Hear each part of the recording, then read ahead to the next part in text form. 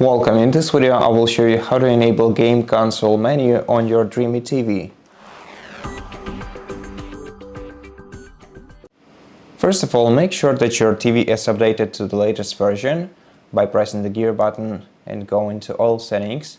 Here, go to System, go to About section. In System, go to System Update and make sure that you have updated your TV to the latest software version, and after that switch to your gaming console by pressing Input or Source button, or which looks like a rectangle with an arrow pointing inwards, and select your HDMI input which has a gaming console connected to it.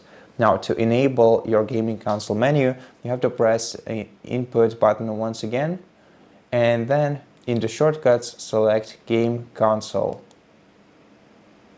This will enable the game console menu, and now if you want this menu to be opened each time you are on your console, go to Switch Menu option and switch it from Standard Menu to Game Console, then press OK. And now you can press Back button or Return button to disable it, and to enable it press Input button, and it will turn on instead of your default input menu. And that's pretty much how you do it. So thank you so much for watching this video. If it helped you, please consider subscribing to our channel, leave us a like and a comment below, and I'll see you in the next one.